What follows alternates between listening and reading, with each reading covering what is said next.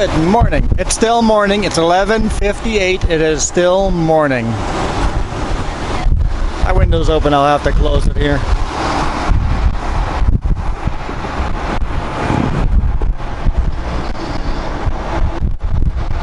Once I negotiate all the corners.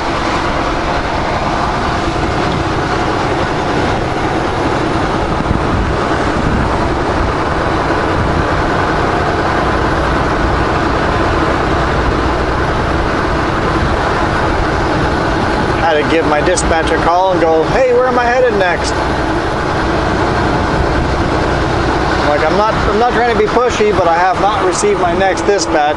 If you're still working on it, that's fine. But she goes, no, we sent it. It's like, well, I didn't receive it, so resend it.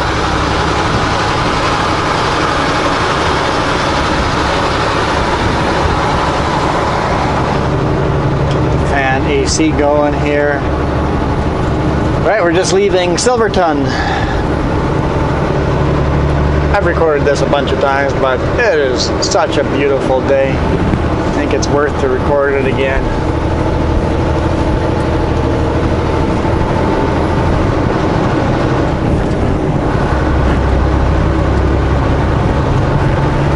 So we'll head to Klesnikov. Get loaded there, and apparently we're headed to Surrey.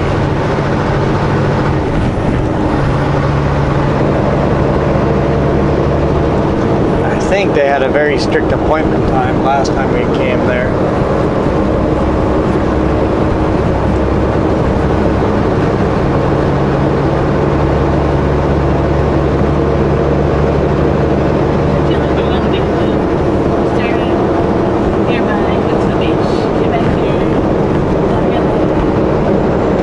Started Kaslo, went to KW, went to the beach, came back.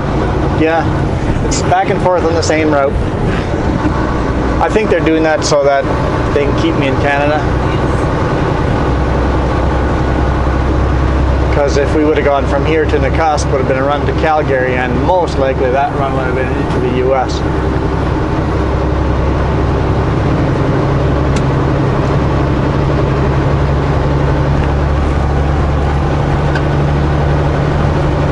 Not going to make it to Surrey today.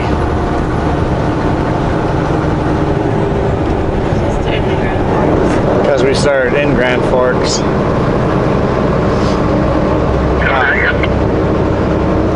The first place I unloaded actually started a little earlier than I thought, so by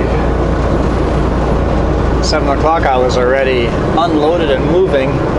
And then the second spot doesn't open until 8, so I took a risk and headed for it. There's only room for one truck there if they're closed. Not even really a full truck, you really have to squish it in. I'm like, if I head there right away, just in case there's another truck that shows up at 8 o'clock and I would get hooped. It's like, I really want to be on location. It's like, if all of a sudden there's a truck there already, I gotta actually make a big detour and loop around and then wait.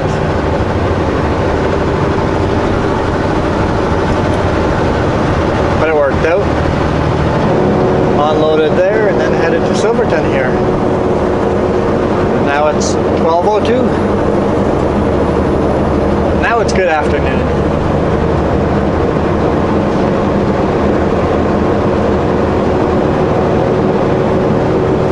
I love driving this highway. Beautiful.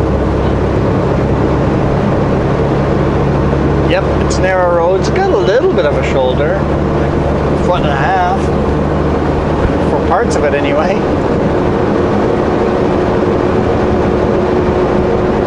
Okay, we'll have to watch for RVs at the top here because it's packed with RVs earlier. That looks crazy.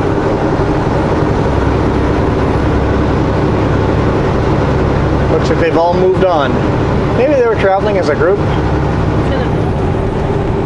Just two cars.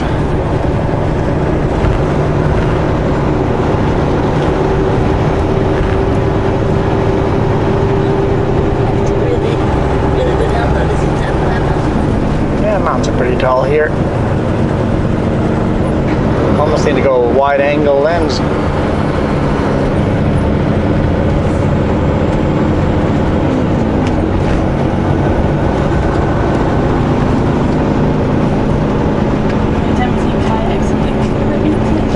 Yeah, I want to go kayaking too.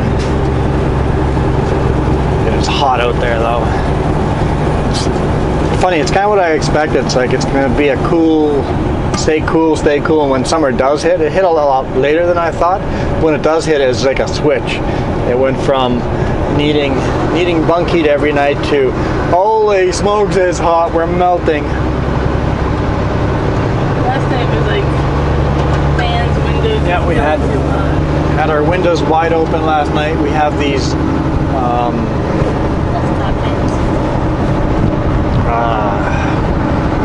window netting that they click right into the windows.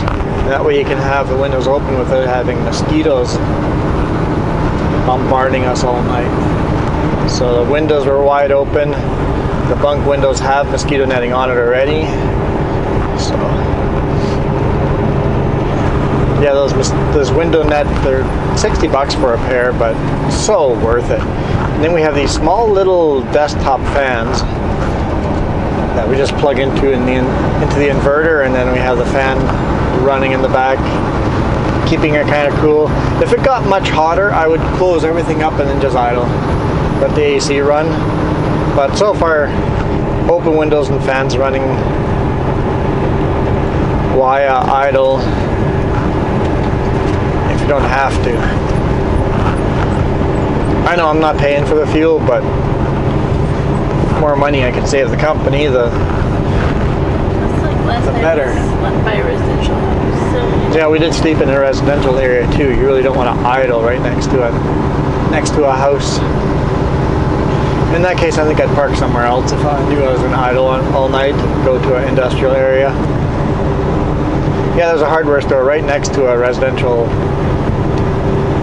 building. It's like, yeah. But as long as I'm not idling and making noise, it's okay.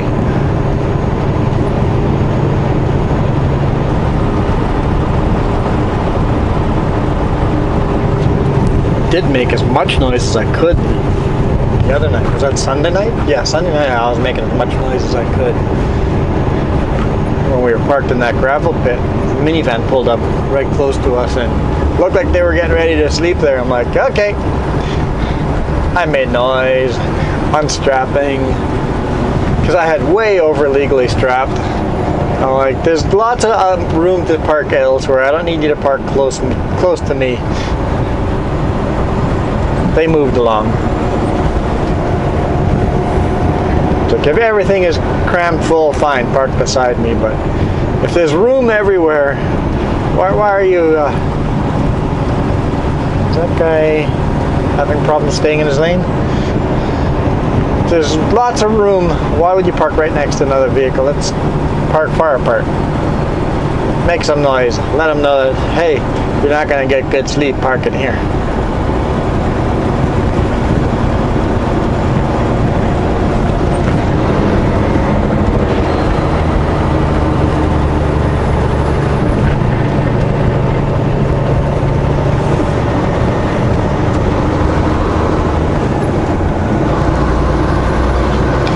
One thing that does bother me is people that park their cars in brake checks and sleep there. It's like, you can park your car anywhere. Why in the brake check? That's the one place we legally have to pull into, and if there's a bunch of cars in there, it makes my job almost impossible. In that case, be expected to be woken up all night long by a horn, because I certainly will lay on the horn as I go through there. Because you are super inconveniencing my... Super dangerous for them too to park in there. Because you got us trucks blazing through there all day long, all night long. Don't sleep at night.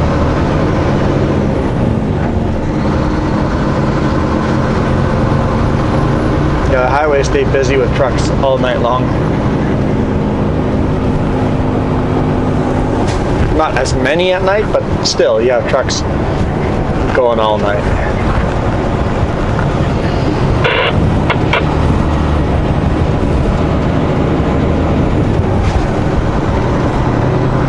Like, perfect example is all our chip trucks. Every truck you will see on a video, Sepco logo on it, driving during the day, had a different driver and drove at night. Those trucks only get Saturday off. They run non-stop from Sunday afternoon till Friday night. They run. When you get close to back home base, you're on the phone talking to the cross shift driver, and he heads out and meets you in the yard or wherever your meeting place is, and then just switch drivers and the truck keeps rolling.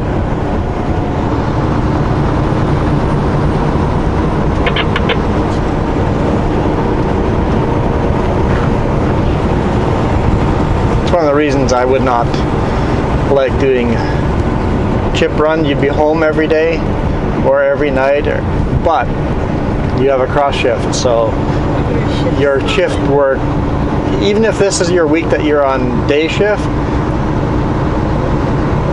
it just doesn't work that way because a lot of the runs are a full 10, 11, 12 hours.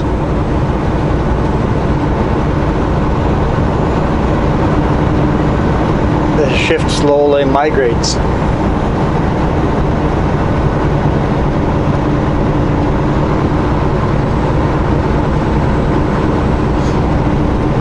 If it's a long run, it can be 16 hours later when the truck shows up from when you dropped it off. If the driver took his off-duty time and did a full 13-hour drive, 1 hour on duty, that's 14 hours you're allowed to be on duty, plus took your full 2 hours of break time, could be 16 hours later when you're back to work.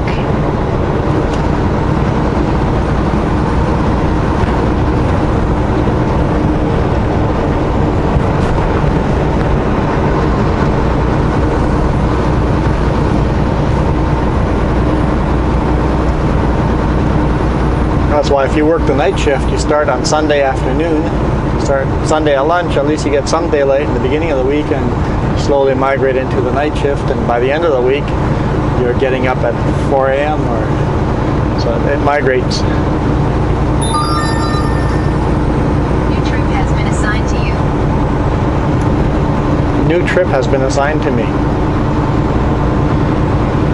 That makes me want to go pull over and see what's going on.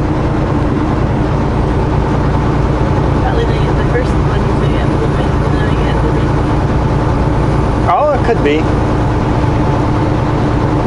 It could be that the first one that she sent I got as I was pulling out over there, and this was the one that she resent. Could be.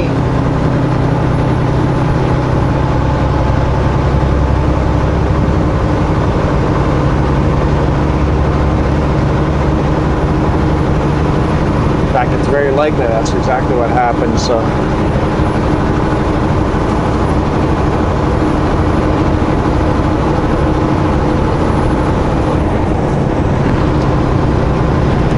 Running along the side of Kootenay Lake right now.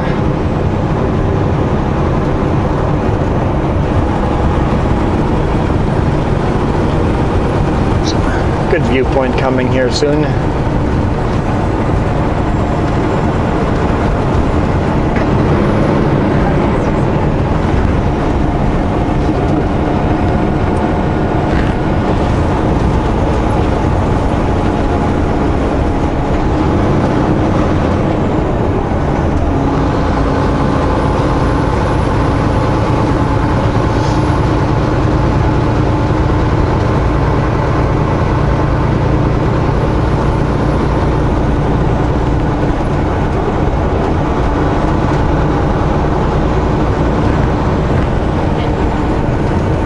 What's up?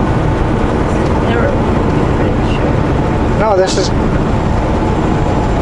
Kootenai Lake, not Arrow Lake. Arrow Lake is up north. No, I'm wrong. I am very wrong, you're wrong too. It's Salmo, or not Salmo, it's Slocan Lake. Slocan. It is Slocan Lake. I was wrong, you were wrong, we're both wrong. Two different lakes. Upper Arrow Lake and Lower Arrow Lake. This is Slocan Lake though.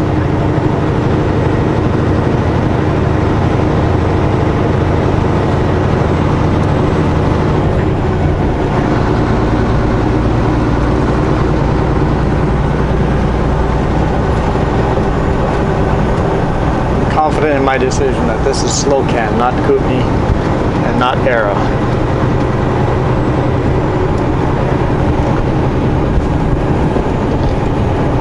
Slocan Lake ends in the town of Slocan.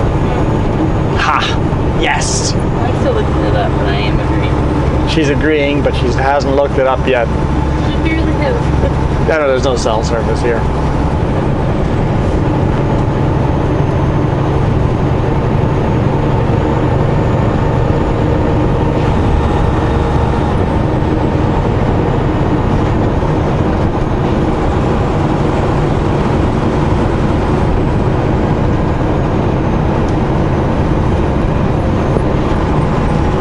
Just beautiful, glassy. There's no wind. See a couple little ripples along the edge, but there's some boats in the water. Probably the only reason there's some ripples is because the boats.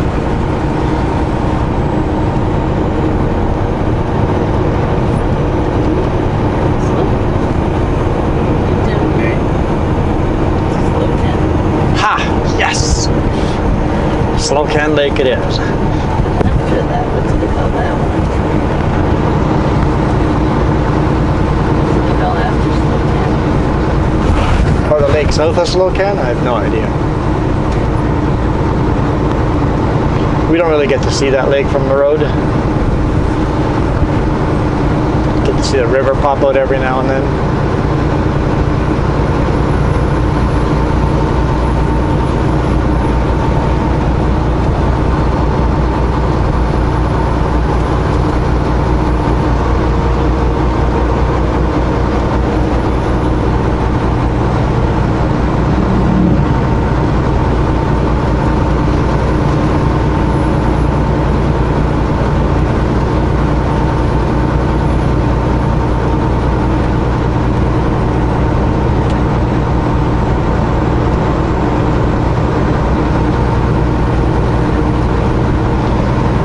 Well guys, I think I'm out of stuff to say. It's going to be a pretty generic run today. So I'll leave it here. I'll let the video roll out another 10 minutes before it'll automatically just end. So you guys can enjoy the scenery, but I think for the most part I'll just shut up and say thank you so much for watching. Hit that thumbs up. Leave lots of comments. Not comments, comments. I know I misspoke earlier. I heard myself calling the comment a comment. That's not a comment in the sky, it's a comet in the sky. So, well, if you guys want to leave me comments in the chat, if you want to leave me comments in the comments, that's okay too. Anyway, you guys enjoy the rest of your day. Thanks for watching. I'll see you tomorrow.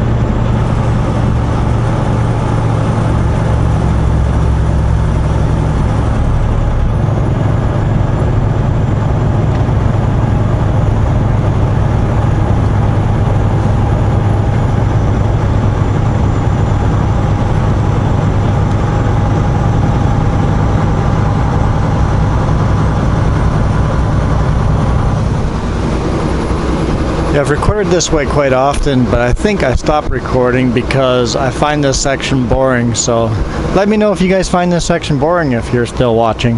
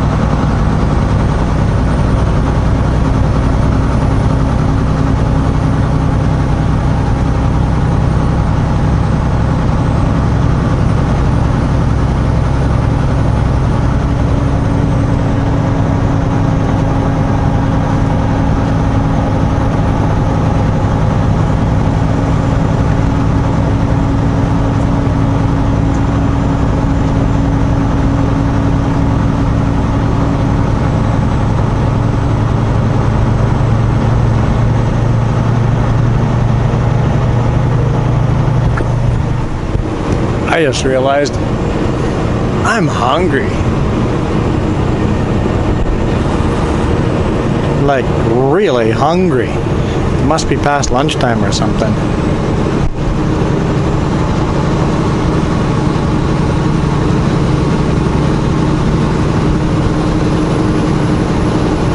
Maybe Jess can make me something while I'm loading at Klesnikov. She nods. Cool. I am spoiled. And I enjoy it.